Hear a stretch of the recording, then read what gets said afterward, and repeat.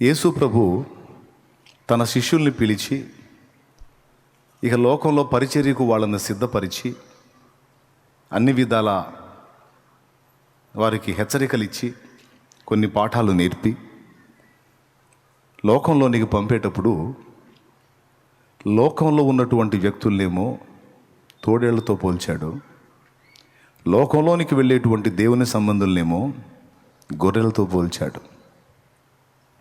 దాని అర్థం ఏంటంటే గొర్రెలు సాధువులు, తోడేళ్ళు క్రూర జంతువులు. తోడేళ్ల మధ్యకు గొర్రెలను పంపినట్టు నేను మిమ్మల్ని పంపుచున్నాను. మీకు లోకంలో గొర్రెలు ఎదురవుతాయి అనుకోవద్దు, లోకంలో తోడేళ్ళు ఉన్నాయి అన్నాడు. ఈ తోడేళ్ల మధ్యకు గొర్రెల్లాగా పంపుచున్నాను కనుక మీరు గొర్రెల్లాగా ఉండొద్దు అన్నాడు. పావురము వలె నిష్కపటులను, పాముల వలె వివేకులనై ఉండండి అన్నాడు. పాముని దేవుడే సృష్టించాడు. మీకు తెలుసా, భూమి మీద ఉన్నటువంటి జంతుజాలం, జీవజాలం, పక్షిజాలం, సర్పజాతి, మత్స్యజాతి, మృగజాతి సమస్తము కూడా దేవుని సృష్టే. సర్పం కనపడితే సహజంగా మనం చెడ్డదని దాన్ని చంపుతాం. ఎందుకు చెడ్డది అంటే అది కరిస్తే మనం సస్తాం కాబట్టి, విషం ఎక్కి, అంతే. అలాగని అసలు సర్ప జాతే లేకుండా నిర్మూలన చేసామనుకో ఎంత డేంజరో తెలుసా. పాములు కరిచి ఏటా కనీసం 1,00,000 లోపు 1,00,000 పైన ప్రజలు చచ్చిపోతున్నారు తెలుసు. కానీ అసలు సర్పజాతి మొత్తం పూర్తిగా లేకుండా దాన్ని నిర్మూలన చేస్తే ప్రకృతి సమతుల్యత దెబ్బతింటది. దేనికి దానికి మొత్తం దేవుడు చేసిన డిజైన్. ప్రకృతి సమతుల్యత అంటే ఏంటో తెలుసా? సింపుల్గా వీటి మీదే చెప్తా. పాములు ఎక్కడ ఉంటాయి? ఎక్కువ పొలాల్లో ఉంటాయి. పాములకు ఆహారం ఏంటి? నంబర్ 1లో చెప్పాలంటే ఎలుకలు. సర్పజాతి అసలు లేకుండా పోయిందనుకో, ఎలుక జాతి హద్దు అదుపు లేకుండా విస్తరించిపోయింది. ఎలుక జాతి హద్దు అదుపు లేకుండా విస్తరించిపోయిందనుకో, గింజ ఇంటికి రాదు మనకి. ఇక వ్యవసాయం చేసి మొత్తం వాటికి అప్పచెప్పి రావటమే. గింజ రాదు ఇంటికి. అందుకే సర్పాలని మీరు గమనిస్తే ఆ ఎలుకల్ని వేటాడి వాటి యొక్క సంఖ్య బ్యాలెన్స్ ఉండేటట్టు పాములు చేస్తాయి. అలాగని పాములన్నిటినీ బతకనిస్తే ఈ సర్పజాతి ఎక్కువైపోయి మొత్తం అదే వాటి సంఖ్య ఎక్కువైపోయి అంత మనుషులు, జంతువులు, సమస్త ప్రాణకోటికి నష్టం. అందుకని వాటిని మరికొన్ని తింటూ ఉంటాయి. పక్షి జాతి, ముంగీస జాతి, జంతువుల్లో కొన్ని జంతువులు అచ్చంగా పాములను వేటాడి తినే జంతువులు ఉన్నాయి. పాముల్లోనే పెద్ద పాములు, చిన్న పాములు వేటాడి చంపి తింటాయి. గ్రద్దలు, పక్షులు, పక్షిరాజులు, గ్రద్దలు, డేగలు, సాలువ డేగ అంటారు. చిన్నగానే ఉంటుంది, పావును వేసుకొని పోయింది, కొట్టేస్తుంది పావుని. వాటిని వేటాడి తీసుకెళ్తాయి. అంటే ఆ సంఖ్య విస్తరించకుండా అవి బ్యాలెన్స్గా ఉండడానికి మళ్ళీ వాటికి కొంత విరుగుడు పెట్టాడు. పాములు ఎక్కువ విస్తరించకుండా కొన్నేమో మనుషుల చేతుల్లో హతులైపోతే, కొన్నేమో పక్షులకి, కొన్నేమో జంతువులకి, కొన్ని పాములు, పెద్ద పాములకి చిన్న పాములు ఆహారం అయిపోయి అది కూడా బ్యాలెన్స్గా ఉంటుంది అన్నమాట. ఇదంతా ప్రకృతి సమతుల్యత కొరకు దేవుడు ఏర్పాటు చేసిన సౌకర్యం. అసలు పామే లేదనుకో, అంతా ఎలుకలో మయమైపోయింది. కాబట్టి దేవుడు దేన్ని సృష్టిలోకి తీసుకొచ్చినా, దేన్ని ఉనికిలోకి తెచ్చినా దానంతటి వెనక ఆంతర్యం ప్రకృతి సమతుల్యత కొరకు, మన క్షేమం కోసమే. ఇక్కడ ఆదికాండం మనం 3లో చూస్తే భూజంతువులలోకెల్లా సర్పము యుక్తి గలది అంటాడు, వివేకం కలిగింది. దాని యొక్క పనితనం వర్ణించాలంటే టైం తీసుకుంటుంది. దానికోసం ఒక సర్పాన్ని గురించి వర్ణించాలంటే తెలుసా మీకు? త్రాచుపాము ఒక్కదాని గురించి వర్ణించాలంటే చాలా టైం పట్టింది. అంత విశిష్టమైన జీవి సర్పం. మిగిలిన వ్యవహారాలన్నీ ఏమి చెప్పకుండా దాని గ్రహింపు శక్తి కానీ, దాని పనితనం కానీ, అది ఉత్పత్తి క్రమం, పునరుత్పత్తి క్రమం చేసేటువంటి విషయాలు కానీ, ఒకటొకటి విభజించి మాట్లాడితే బోలెడన్ని విషయాలు ఉన్నాయి ఒక సర్పాన్ని గురించి. అవన్నీ దేవుడు చెప్పకుండా వివేకం అనే ఒక పాయింట్కి పామును చూపించాడు. సర్పాన్ని గురించి బైబిల్లో ఎక్కడ మెచ్చుకోలుగా మాట్లాడలేదు, దాని వలె ఉండండి అని ఎక్కడా చెప్పలేదు. కానీ ఒక్క యేసయ్య మాత్రం శిష్యులకు చెప్పాడు, సర్పము వివేకానికి మంచి గుర్తు, చాలా వివేకంగా తప్పించుకోండి. మీకు తెలుసా, సర్పం యొక్క పనితనం అంతా కూడా వేటాడటంలోనో మరిదేంలోనో కాదు, తప్పించుకోవటంలో ఉంటుంది. మీరు గమనించినట్లయితే ఒకసారి నేను చూశానండి ఇంటి ముందు, మనకి ఇప్పుడు రెగ్యులర్ కస్టమర్స్ వెళ్ళే పాములు ఇప్పుడు మీకు వచ్చిన లైవ్లో ఉంటాయి, అక్కడే తిరుగుతూ ఉంటాయి. నేనుండే ఇంటి ఎదురు పెద్ద నీట్గా ఉంటుంది, అందులో తిరుగుతూ ఉంటాయి. అవి నైట్ టైము కట్టెల్లోంచి వస్తా నీళ్ళలో తిరుగుతూ ఉంటాయి. బాగున్నావా శాలేమన్నా, ఏం సంగతులు అని పలకరిస్తుంటాయి. నేను కూడా ఏం పర్లేదు, నేనే మిమ్మల్ని కలిదించాను, మీరు అక్కడ నుంచి బయటికి రావద్దు, వస్తే మాత్రం నా సంబంధం లేదని చెబుతుంటాను నేను. దేవుని స్తోత్రం కలుగును గాక. హల్లెలూయా. దాని వివేకం, దాని పనితనం అంతా కూడా. ఒకసారి నేనేం చేశానంటే మధ్యాహ్నం ఇంచుమించు 4 గంటల వేళ ఇంట్లోంచి బయటకు వచ్చా. అంతా 1 సంవత్సరం అయింది అంతే. సింగిల్ ఒక్కడే వచ్చా బయటికి. పెద్ద పాము, దాని కలర్ కూడా డిఫరెంట్గా ఉంది. ఇంతవరకు చూడాలి ఆ కలర్ పాముని. చక్కగా నీట్గా కట్టెల్లోంచి వస్తూ ఉంది. కళ్ళారా చూసా. నా అడుగుల చప్పుడు వింది. ఒక క్షణం అట్ట ఆగింది, శరవేగంతో కట్టెలోకి వెళ్ళింది. ఒక కట్టెల్లోకి, ఆ గుట్టు ఉంటే ఆ గుట్టలోకి, అక్కడే కట్టెలు ఉన్నాయి. అది వెళ్ళిన పాయింట్ గుర్తుపెట్టుకున్నా, దొరికావు బిడ్డ, దొరికావు, నీ పని చేస్తానా కానీ. ఇక నేను అక్కడే నిలబడ్డా. మళ్ళీ అక్కడి నుంచి నేను పక్కకి వెళ్ళి కట్టె తీసుకొచ్చి నీ హడావుడి చేస్తే మళ్ళీ ఆ ప్లేస్ మిస్ అవుతా కదా.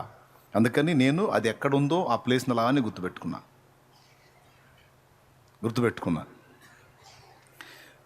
కాకేశాను. తమ్ముళ్ళు వచ్చారు, కర్ర కట్టె తీసుకొని వచ్చారు. ఎక్కడంటే ఆ మొద్దు కింద ఉంది అన్న. ఆ మొద్దు కిందే ఉంది అది. ఇక మన వాళ్ళు కష్టపడి దానికి ముందున్న మొద్దులు తీసి, ఆ మొద్దు తీసి, దాని తర్వాత మొద్దులు తీసి, ఆ తర్వాత మొద్దులు తీసి, ఎన్ని మొద్దులు తీసినా అది కనపడలా. కనీసం దాని తోక కూడా కనపడలా. మొద్దులన్నీ తీసి ఇక నన్ను ఏం అనలేక చూస్తున్నారు. ఏందిరా ఈ మొద్దులేమన్నా ఇటు పక్కకు మోపించాలి, ఏమన్నా స్కెచ్ గీసావా, పామని చెబితే మోస్తామని ఏమన్నా పని చేసావా, ఏది దాని పాము లేదు, దాని తోక కూడా లేదు. నేను ఇక్కడే ఉంది తమ్ముడు, ఇప్పుడే తమ్ముడు, అక్కడే ఉంది తమ్ముడు అండి. ఏడుంది అది? సగం మొద్దులు లాగేశారు, అయినా కనపడలేదు. ఎంత యుక్తిగా తప్పించుకుందంటే, పెద్ద పాము, మళ్ళీ చిన్న పాము కాదు. ఓసారి ఏం చేశాడు, మన కుర్రాడు తమ్ముడు కారు నడుపుతూ ఉంటాడు. కరెక్ట్గా సగం రోడ్డు మీదకి వచ్చేసింది పెద్ద పాము. పాముని గురించి అయితే ఏందో ఎక్కడ లేని ఉత్కంఠ. దేవునికి స్తోత్రం. దెయ్యాలు ఒకటి, పాములు ఒకటి, భలే ఉత్కంఠ. చుట్టూ చూసుకుంటుంటారు ఎక్కడ నీ మధ్యలో ఏమైనా వచ్చిందేమో అని.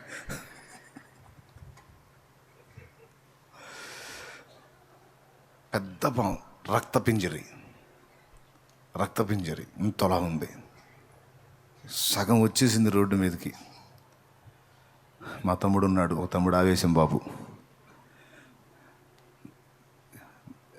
ఎక్కిచేదా అన్నాడు. నీకంత లేదులే పద అన్నాను నేను. ఎందుకు? ఎక్కిస్తా అన్నాడు. నీ వల్ల కాదులే పద, నాకు తెలుసు దాని పనితనం, ఏం కాదు అయిపోయింది, ఎక్కిస్తా అన్నాడు. రయ్యమని దాని మీద బానిచ్చాడు. బండి అంత దూరం పోయి ఆగింది. వెనక్కి చూసాం.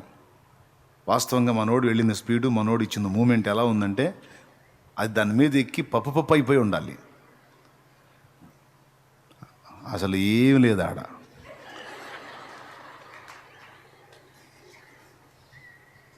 కాదన్నా ఎక్కిందంటాడు, ఎక్కలేదు. టచ్ కూడా కాలేదు అన్నాను నేను. కాదు ఎక్కిందంటాడు. అప్పుడు కూర్చోబెట్టి చెప్పా, రా వెనక్క బా అన్న. మరి నేను మొండోండి, మరి టైర్ ఎక్కిందంటాడు, ఎక్కలేదంటాను నేను. వెనక్కి రాని వెనక్కి తీసుకొచ్చి టైర్ ఎక్కితే పాముకి ఒకవేళ దెబ్బ తగిలి బ్లడ్ గారకపోయినా కనీసం దాన్ని తాలూకు నీరైనా రోడ్డు మీద అంటాలా, పోయి చూసుకోపో, తడి కూడా లేదు చూడిపో. అంతే అంటావా? సరిగ్గా దిగటం ఎందుకు లేనిపోయాడు ముందుకి. 3 భాగాలు రోడ్డు మీదకి వచ్చిన సర్పం కరెక్ట్గా టైర్ దాని మీదకి వెళ్ళేసరికి ఆ ఉన్న 3 భాగాలు వచ్చేసింది కదా, ఈ భాగం మాత్రమే అవుట్ సైడ్ ఉంది, ఈ మొత్తం రోడ్డు మీద ఉంది. టైర్ దానికి సమీపంలోకి వచ్చేసరికి ఎంత స్పీడ్గా టర్న్ అయిందంటే ఈ టైర్ టచ్ కాల దానికి. నేను చెప్పే పోతా, ఎప్పుడో ఒకసారి నువ్వు అట్లాంటి దానికి రెగ్యులర్గా అదే పని. రోజు రోడ్డు అటు ఇటు దాటుతూ ఉంటుంది, ఎన్ని టైర్లను చూసి ఉంటుంది అది ఎట్లాంటిని. దేవునికి స్తోత్రం కలుగును గాక. హల్లెలూయా. నీలాంటి ముదుర్లని, మేధావుల్ని, పన్నోళ్ళని, ఆవేశం బాబుల్ని చాలామందిని చూసి ఉంటుంది. అది 7 సార్లు పోవే, దాని తాలూకు జాడ కూడా లేకుండా పోయింది. అంటే ఇక సౌండ్ లేకుండా ముందుకు పోయాడు. ఇంకా డౌట్ ఉంటే ఆ గుట్టలో కూడా తీసుకెళ్తా, టార్చ్ లైట్ అయితే చూపిస్తా, ఏడో చోట ఉంటుంది చూడని. ఎందుకు ఈ మాట చెప్తున్నా అంటే దాని పనితనం. ఒక్క మాట, ఆ ఒక్క మాటలోనే మీకు బోల్డ్ అంత మెసేజ్ ఉంది. ఏంటి మెసేజ్ అంటే, దేవుణ్ణి అడిగాం, దిద్దుబాటు చేసుకున్నాం, శక్తిని నింపుకున్నాం, శక్తితో నింపబడి మళ్ళా లోకంలోనికి పంపబడబోతున్నాం. పంపబడబోయే వ్యక్తులమైన మనం కలిగి ఉండాల్సినటువంటి ఒక ముఖ్య లక్షణాన్ని సర్పాన్ని చూపించి దేవుడు మాట్లాడుతున్నాడు.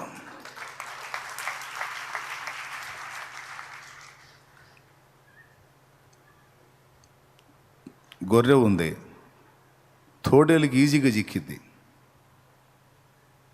సర్పం చిక్కదు. అందుకని మీరు గొర్రె వల్లే ఉండండి అనలా, గొర్రె వల్లే ఉండండి అనలా, పాముల వలె వివేకులై ఉండండి అన్నాడు. అంటే దాని అర్థం ఏంటంటే, దేవుని శక్తి పొందుకుని ఉన్నంత మాత్రాన సరిపోదు, వివేచన కూడా నువ్వు కలిగి ఉండాలి అని దాని అర్థం.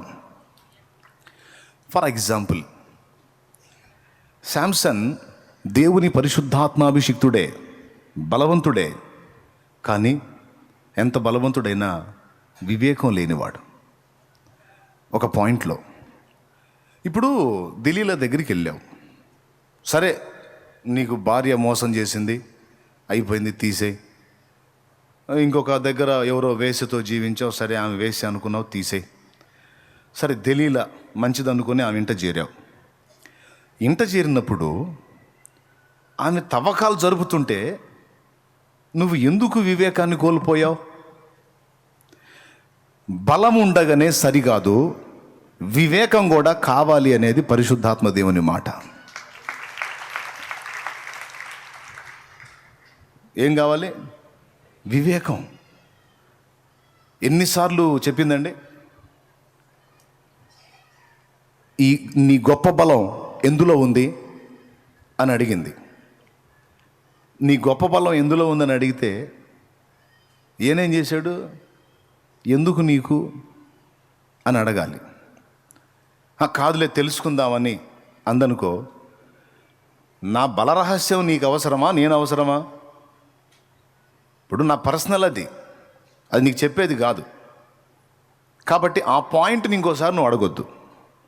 అడిగితే అసలు రాను ఇక్కడికి అంటే గొడవ వదిలిపోను. నీ బలరహస్యం దేనిలో ఉంది అంటే కొద్దిగా వివేచించినట్లయితే నా ఆయువు పట్టు మీద దెబ్బ కొట్టాలనే ఆలోచన ఈమె కలిగి ఉంది. ఇది ఈమెకు పుట్టిందా, లేకపోతే నా శత్రువులు ఏమన్నా ఈమెని వాడుతున్నారా?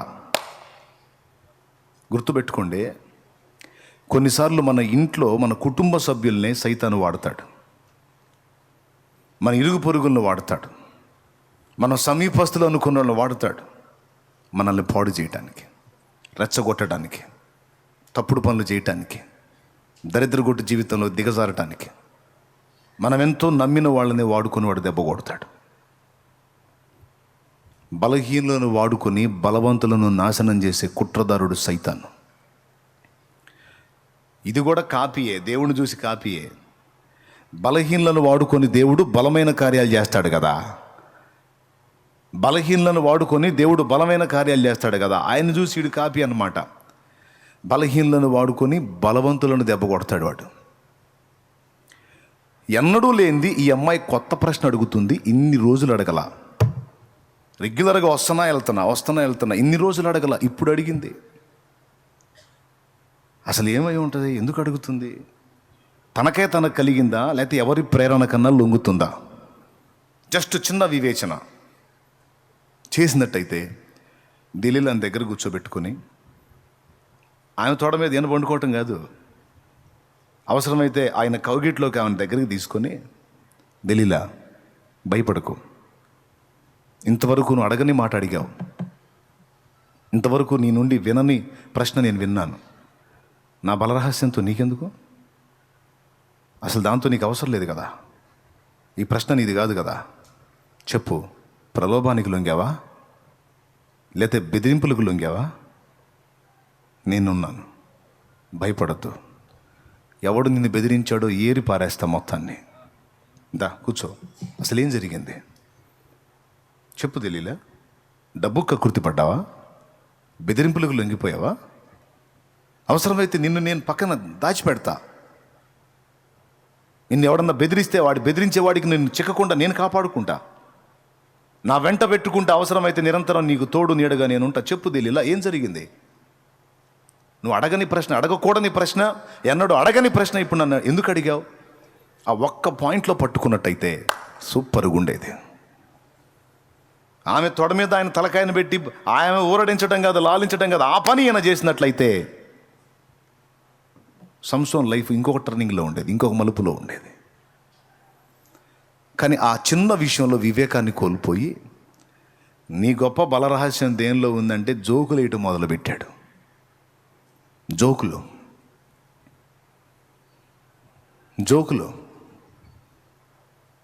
నాకు ఇట్లా చేస్తే నా బలం తగ్గిపోయింది, నాకు ఇట్లా చేస్తే. రెండు అడిగిందామా? ఏమడిగిందండి? రెండు అడిగింది. మొదటిది ఏమడిగింది? నీ గొప్ప బలం దేనిలో ఉంది. రెండోది ఏమడిగిందంటే, ఏం చేస్తే నువ్వు బలహీనుడు అవుతావు. అడగకూడదు కదా. చక్కగా దలీలాని దగ్గర తీసుకొని కొంచెం వివేకం కలిగి అడుగులు వేస్తే ఎంత బాగుండేది. కళ్ళు ఊడిపోయేవి కాదు, దొంగలతో కలిసి తిరగలు తిప్పేవాడు కాదు, అద్భుతంగా ఉండేది. ఆత్మాహుతి దళంలాగా చివరికి తను చావకుండానే చంపేవాడు అందరినీ. చివరికి ఏ పరిస్థితి వచ్చింది? తను చచ్చి చంపాల్సి వచ్చింది అందరినీ. ఆ పరిస్థితి ఉండేది కాదు, కొంచెం వివేకంగా ప్రవర్తించినట్లయితే. దేవుని సంబంధులైన అభిషిక్తులైన భక్తులు లోకంలోనికి వెళ్ళినప్పుడు తోడేళ్ళు బయటికి కనపడవు, వ్యక్తులలో ఉంటాయి, మనుషులలోనే ఉంటాయి. చీల్చేస్తాయి చిక్కావంటే. చాలా వివేకంగా నడుచుకోమని చెప్తున్నాడు పరిశుద్ధాత్మ దేవుడు. అది ఉండాలి జాగ్రత్త. పైన అభిషేకం ఉండగానే కాదు, ఆత్మ అభిషేకం మాత్రమే కాదు, ఆత్మ నడిపింపు కూడా ఉండాలన్నది పాఠం.